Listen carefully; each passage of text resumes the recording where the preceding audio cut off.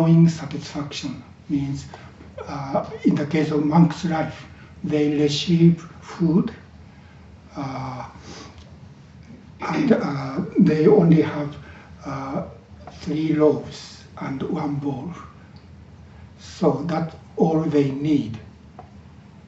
They cannot have desire to get more than 1 bowl and 3 loaves.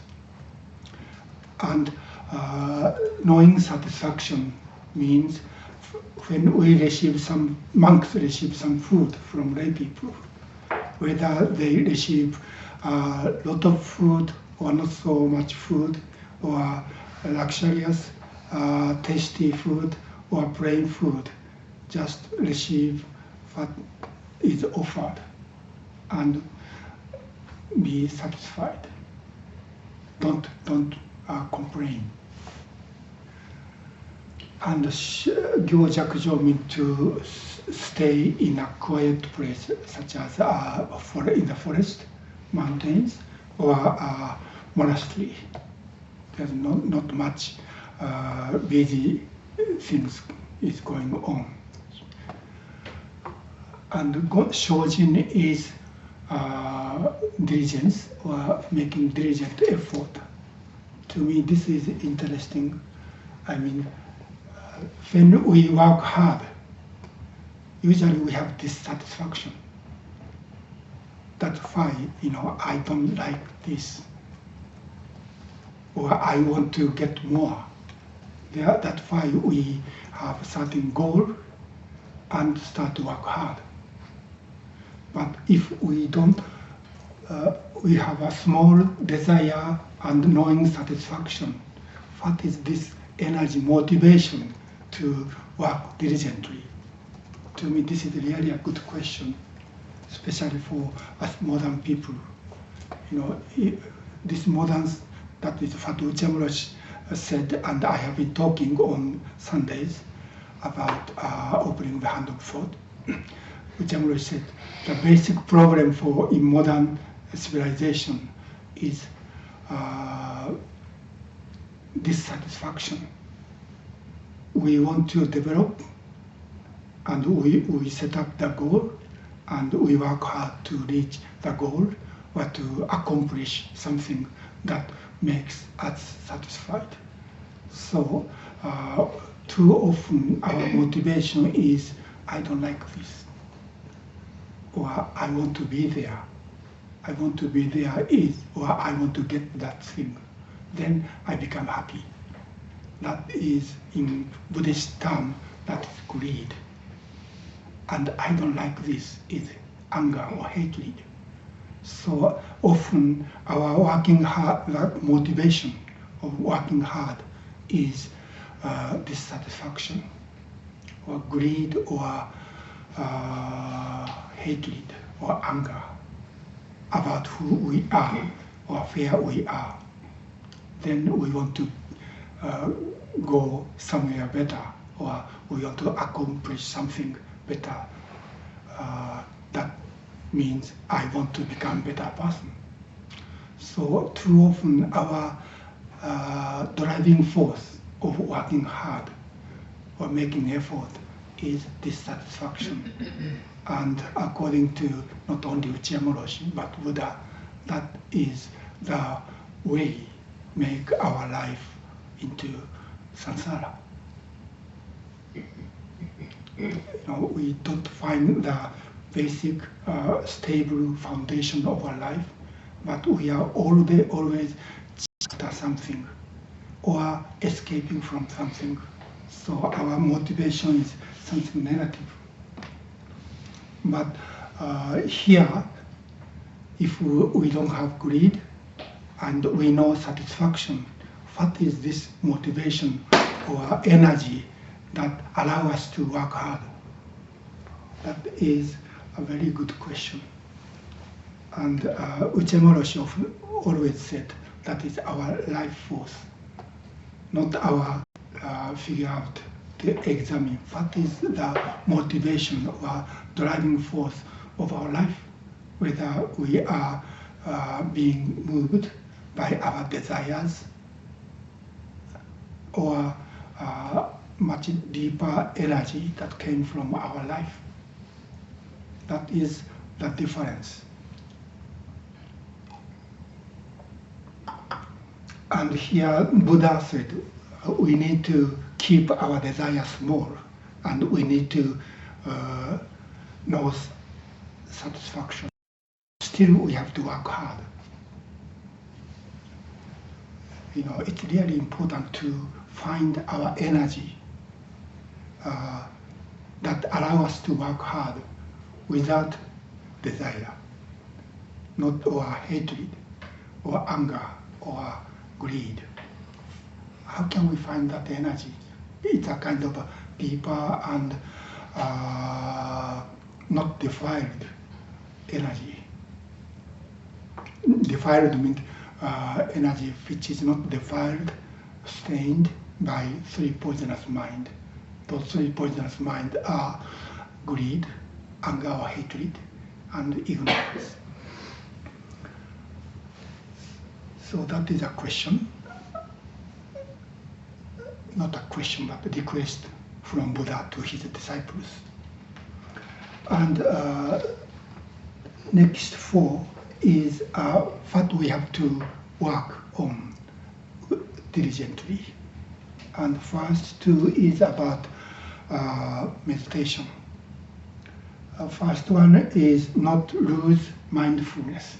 We want to be here and now. This mindfulness in Chinese or Japanese is nen. In Eightfold Noble Path, this is called shonen, right or correct nen or mindfulness. And this Chinese character has two parts. One upper part means now or present, and the lower part means mind. So nen literally means mind at this present moment. This means even though we are here, our body is here, but our mind is somewhere else. Somewhere in the future, or somewhere in the past, or somewhere else in the space. So we are here, and in the case of our Zazen practice, we are sitting in the Zendo, but somehow our mind goes somewhere else, thinking about what I did in the past, or what I want to do in the future. Or often I think, at least I think, I don't want to be here. I want to be somewhere, some better place. That is, when we are in such a mental condition, our body is here and sitting, but our mind is somewhere else.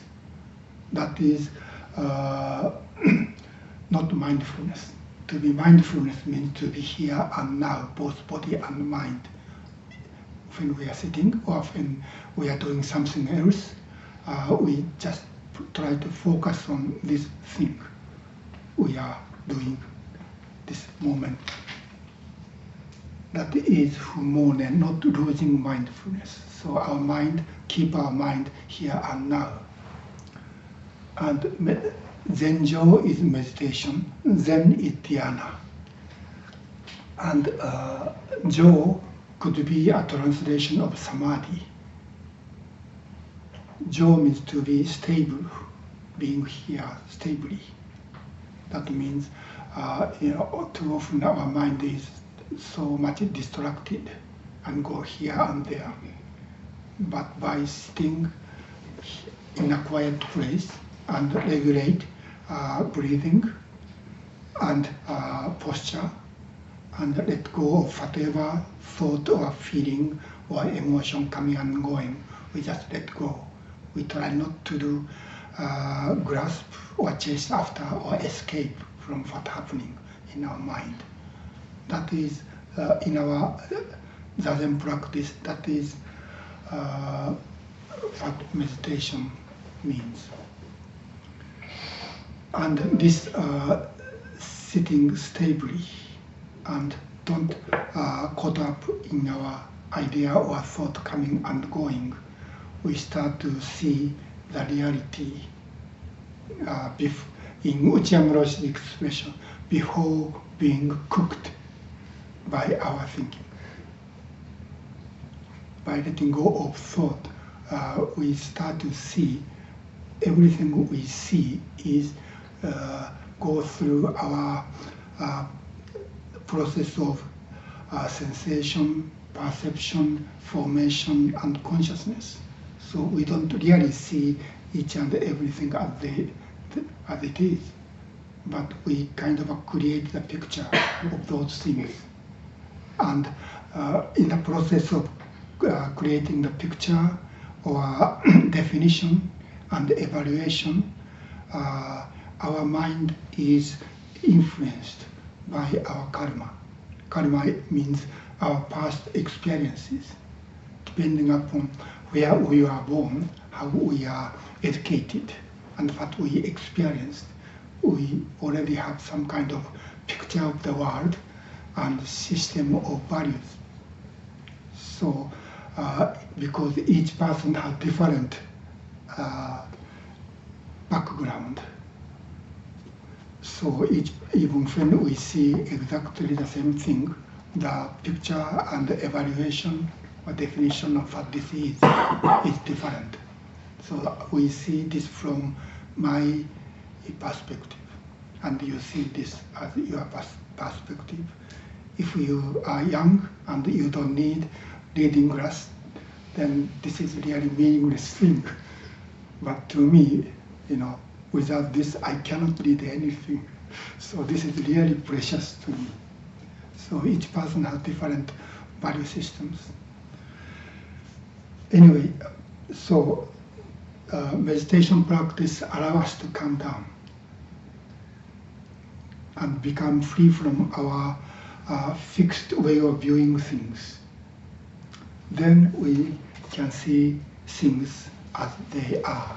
That is about wisdom. So we cultivate wisdom. First we study what Buddha taught, if we are Buddha's student, what we are taught, and we study what these teachings means, and we apply that teaching into our practice. And we find the teaching is really true. And basic teaching of Shakyamuni about wisdom is everything is impermanent, means things are changing. And there's no fixed permanent entity. Because, or in Sanskrit, anatman, or no atman, or no fixed thing in our mind or in this life. Everything is simply a collection of different elements in our life. That elements are called 5 skandhas or 5 aggregates. Somehow, our life is only a collection of 5 elements. But when these 5 elements, first one is rupa or material in our life, that is this body, and the other 4, sensation, perception, formation, and consciousness, are function of our mind. So 5 elements or aggregate means our body and mind. When this body and mind work like a machine as one, somehow this machine produces the idea of I.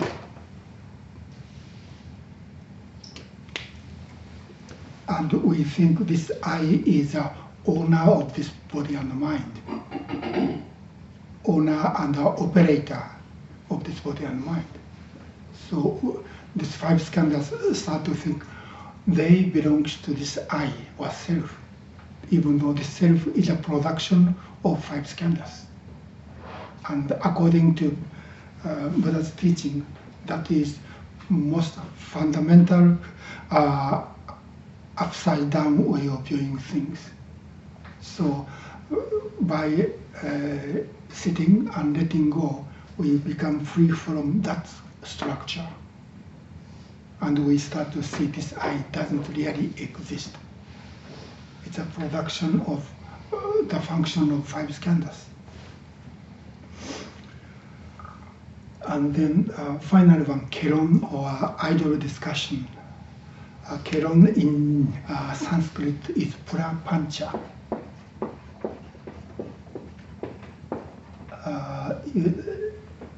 Usually in English it's called idle discussion, but prapancha is a result of vikalpa. Vikalpa means discrimination. So we discriminate things when we encounter things. Something give us a pleasant sensation, and other things give us an unpleasant sensation, and we make discrimination. This is good, this is bad, or I like this, or I hate that.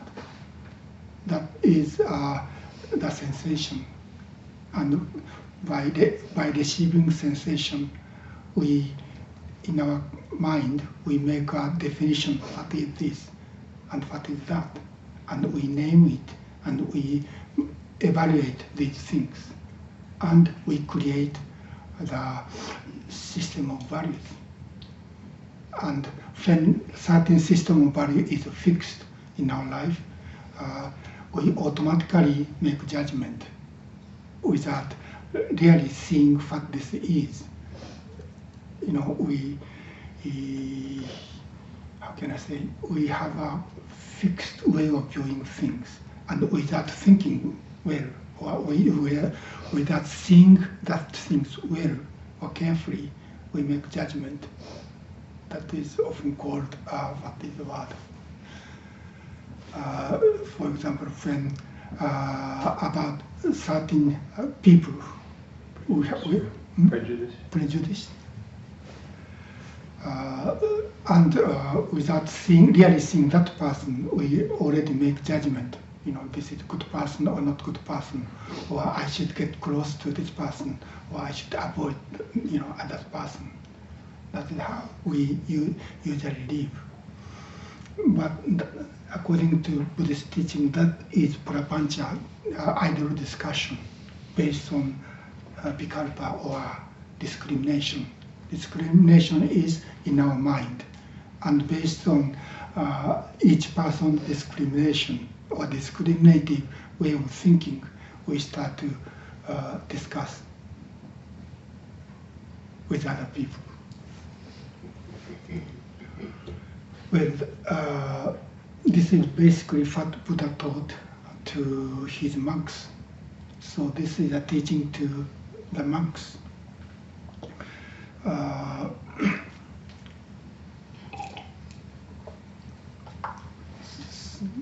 So this teaching is meaningful as it is for the people who left home and give up all the, you know, responsibility in the mundane world.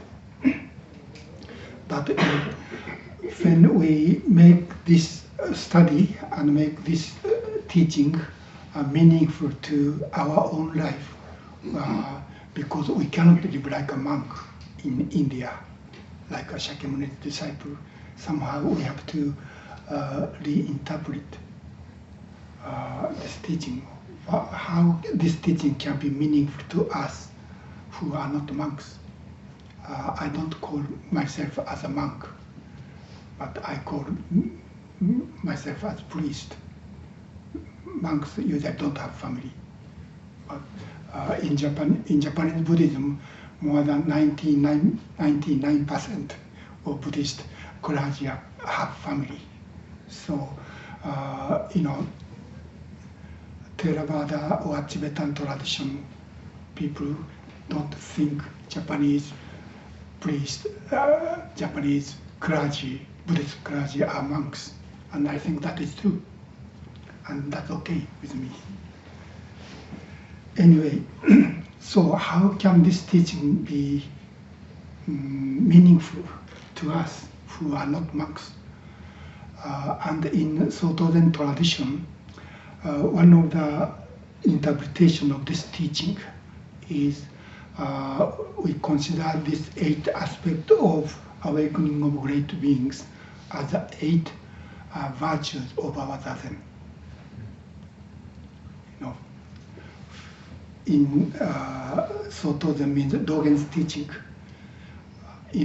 we just sit without even seeking enlightenment or becoming Buddha. That is real desire. Our Zazen practice is not based on our desire to become enlightened people or better person or stronger person or like Buddha. We have to, Dogen said in Fukanza Zengi, we have to give up the aspiration to become Buddha. That is real desire. And knowing satisfaction means being right here and now and being satisfied. And Gyo, Jakujo, serenity. But in this case, not necessarily living in a quiet place such as mountains or forest, but one of the Chinese characters used in this sutra to describe what is the opposition of serenity is Kai Nyo, and this Chinese character for Nyo is interesting.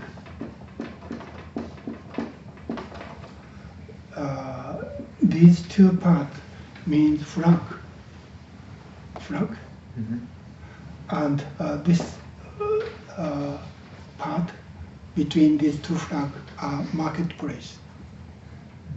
Do you understand what this means? Within one marketplace, there are 2 flags, means 2 authorities. It might be 2 bosses. Then this marketplace is divided into 2 parties, and they are always fighting or arguing or discussion. In such a situation, it's not possible to be harmonious and peaceful and quiet. So in our Zazen, of course, we don't have noise from outside, but when we sit in a quiet place, we need 2 flags in our mind. Like, I want to do this, or I hate that, or just be here and now. Not only 2 or many more. And our mind is, like monkeys in the forest, moving around. And our mind cannot be, quiet. So, living in a serenity means let go of those different authorities, but just be here and now. So that is enjoying serenity in our Zazen. Or, shojin or making effort, or diligent effort. Of course, we practice, in the Eightfold Correct Path, or 6 parameters, and here, this diligence is always there. So, to Buddha or to Buddhist, this diligent effort is really important. We cannot be lazy as Buddha's students. And yet we should not have desire or dissatisfaction. As I said, how can we work hard, make diligent effort without desire or dissatisfaction? I think to us this is really a big and good koan. Anyway, we have to work hard. I mean, I have been practicing Zazen for more than 40 years, and there are too often I had too many good reasons not to sit, not come to the Zendo. Sometimes I felt guilty not to attend somewhere else and come to the Zendo.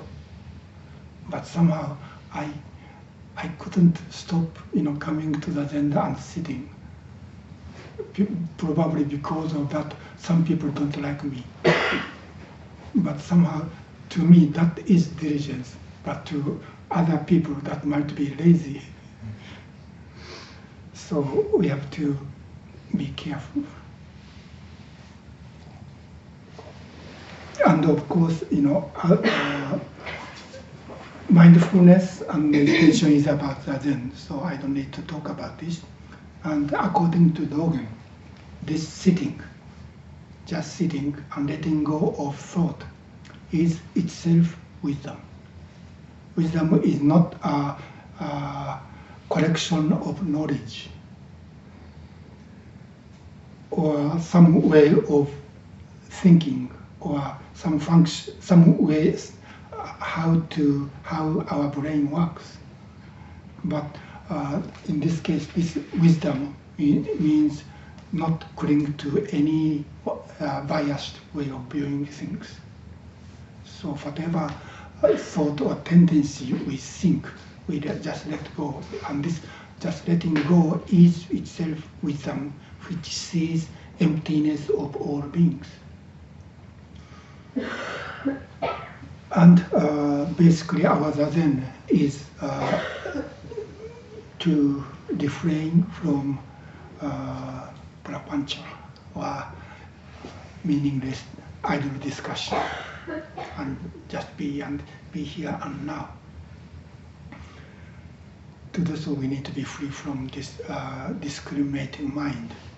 So, according to Soto Zen tradition, not necessarily Dogen. Dogen wrote a Shobo Genzo Hachidai Ningaku, but he didn't explain each of them in detail. He just quote from this sutra. But in Dogen tradition, we interpret this 8 Hachidai Ningaku as 8 aspects of our Zazen practice.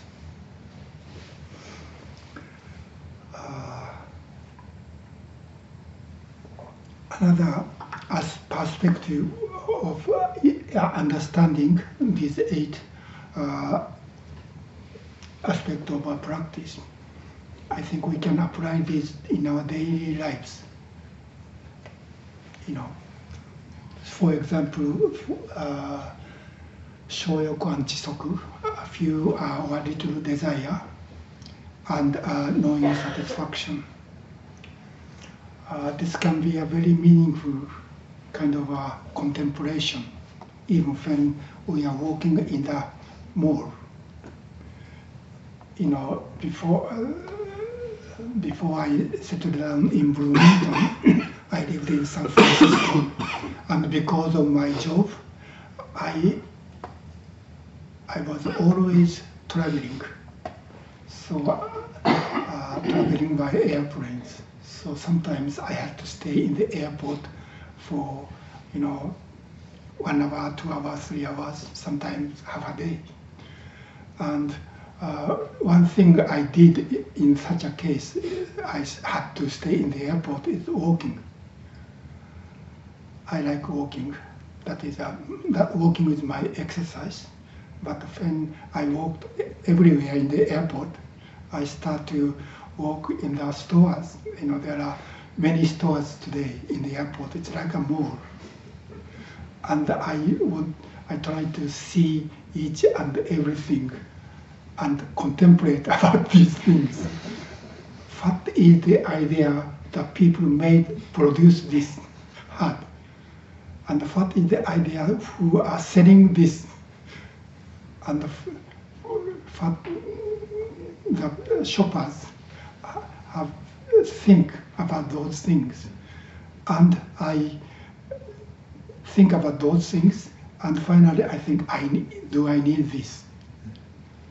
And almost nothing is necessary, at least things sold in the airport. Nothing is for daily needs. But these are, not necessarily, but it might be good to have some of them. But when I really, make sure using this, knowing, having small desire and knowing satisfaction, is this really needs to me or not? If when we practice this, I found even walking in the mall can be a meditation, can be a spiritual practice. How much we need, or how to know how much is enough. And when we see our house, I can find many things. It's not really necessary, but it might be good to have them. So, and this one, seeing or enjoying serenity. As I said, having two authorities in our life makes our life noisy and not harmonious. For example, when one of my younger brothers is a photographer, and he takes photos, and he knows what kind of photos he wants to take, and he also knows what kind of photos he can sell. For the books or magazines, he knows what kind of photo can be sold, but he feels that is not what he really want to do. But he needs to do this to make money, to support his life and his family. So, these two authority, what I want to do, in our creativity, there's something I really want to do, to express my sense of beauty or something else as a kind of expression of the message from me. But something people want to buy and what I want to create might be different. So what is the way we can be peaceful? If we put too much weight on what we can sell, then we feel our life is meaningless, or even our work is not really my work. I feel I am not there in that work. So it's kind of, we might have emptiness, feeling emptiness of what we are doing. But if we only doing what we want to do, then it's really difficult to live in the society. I think any kind of artist have that kind of dilemma. Not only as artists, but Buddhist practice or Zen teacher have the same kind of dilemma. Because I came from Japan, my mission is to transmit what I learned from my teacher. So this is what I can offer. But what I can offer and what people want to buy can be different. So what shall I do? If we ignore one side, then I cannot live here. If we too much emphasis on what people want to learn or practice, then I feel, why I am here. But if I, cling to what I studied and practiced in Japan, not many Americans are not interested or even cannot do it. So what is the middle way? between these two. That is, I think, everyone's problem, I think. Even a businessman has this kind of dilemma. Where, I wrote in my letter about the succession process, but when I was, I think, at the airport in Chicago, I found a message that says, don't sell what you have, but sell people want to buy. But unfortunately, I cannot do that because I don't know what people want to buy. But I only have what I can offer. So in my case, from the beginning, I gave up to make my Sangha, a big Zen center. But I want to keep the practice I learned in my system of value. This is genuine practice and genuine teaching, whether American people want to do this or not. So what I can do is just offering. And if no American want to buy this, so I cannot leave, then I need to go somewhere else. And I thought that is fine.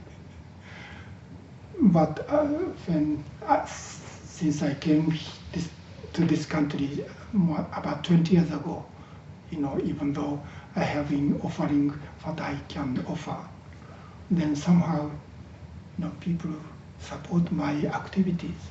So I really appreciate people's not the desire, but what is the aspiration to study and practice, this very simple but difficult practice. Just sitting is, and especially good for nothing.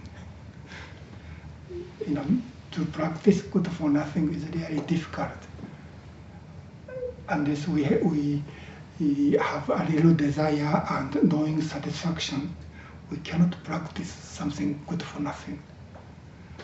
So I really appreciate, people come and practice with me and even listen to my talk. I always say, this is good for nothing.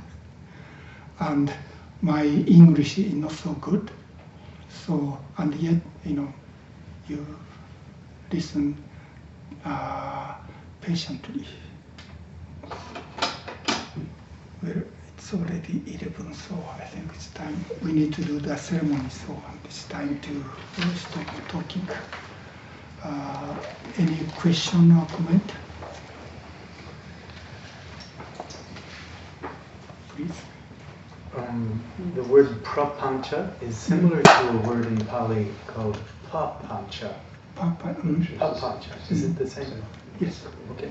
So one of the things that I find interesting about neuroscience is that it's looking at the way that the brain responds to information. And one study that I saw says that the brain uses 20% of its energy to receive stimulus, light, sound, etc.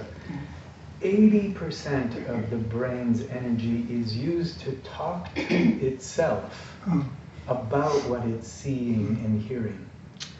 I wonder if that's 80% of papancha. I think so. Sensation is receiving. Yes. So perception, formation, and consciousness are 80%. Yeah. So we create our picture of the world, and we only see the picture of the world. Not only, but mainly. What we see is the creation or production of our mind. That's really interesting. But we don't know that. Usually we don't know that. Okay, thank you very much.